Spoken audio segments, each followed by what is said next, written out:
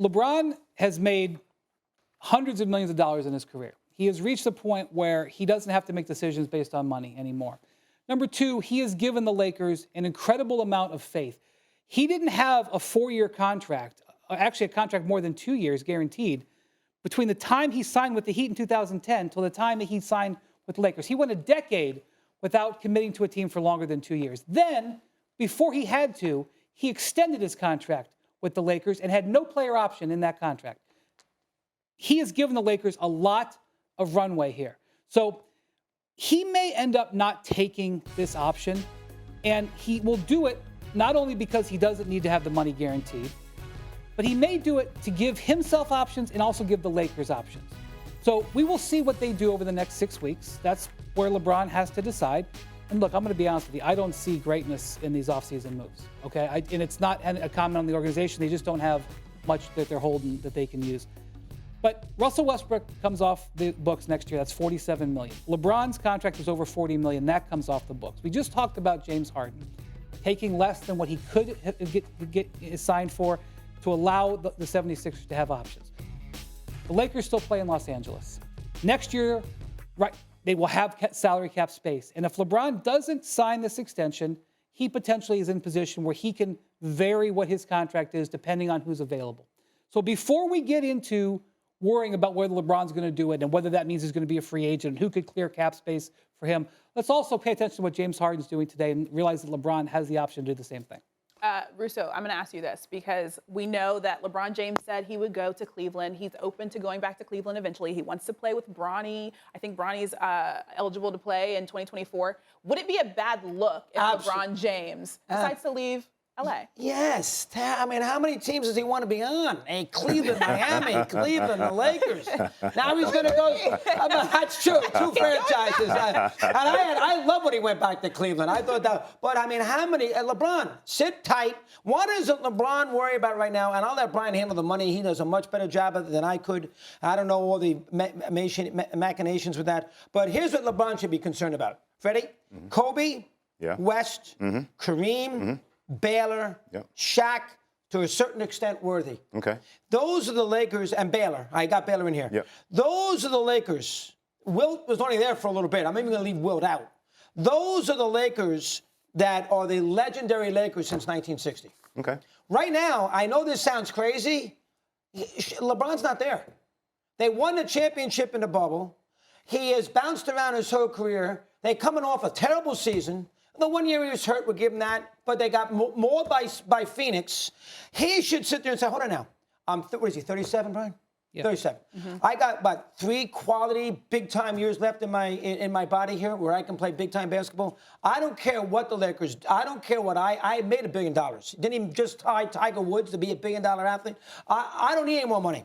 I'll do what you need me to do to make this team a championship-worthy team so I get the statue that these other players have gotten in L.A. There's a noticeably, there's a name missing from that list. I'm double-checking. Which one? Magic Johnson. Oh, yeah, well, geez. That is awful. What are we doing here? Am I a sports talk show host or not? Shame. That is just, how did I forget Magic? You said Baylor twice. Oh, my God. Magic can't yell at me and scream. Oh, my goodness. Who's this idiot? Doesn't put me in the list. I'll give you another name that you're missing on that list. Steph Curry, who has 4 rings like LeBron. LeBron is always interested when it comes to his peers. If you're going to be regarded as the greatest player of your generation, I don't think there's any doubt about that LeBron James is the greatest player of this generation. But you don't want somebody to have more rings than you. That's one of your peers. It wasn't a coincidence that LeBron James thought, I would love to play with the Golden State Warriors. He is very, very calculated. He does the whole drumming with the fingers, going, how can I make this work for me? He is always very good at controlling the narrative. And that's where this comes to the Los Angeles Lakers and the 2-year, $97.1 million extension if he wants to do that in August. LeBron is going to make sure Chris, Brian, and Christine that he's going to control the situation, no matter where he decides to go or if he decides not to go anywhere. But one thing he can't control, if Steph Curry gets another ring, the Golden State Warriors, and then another one, just like DJ Khaled, and another one, all of a sudden you can be regarded as the greatest player of your generation, but there's that dude that's among your peer group that has more rings than you. And somebody that's ego-driven like LeBron James, that may be something that even though he can't control that may be too much for him to deal with, especially if he's going to to your point, Chris, jump around from team to team to team to try to stack it and make it the best playground basketball team to control that situation. I don't know if that's what his priority is going to be anymore.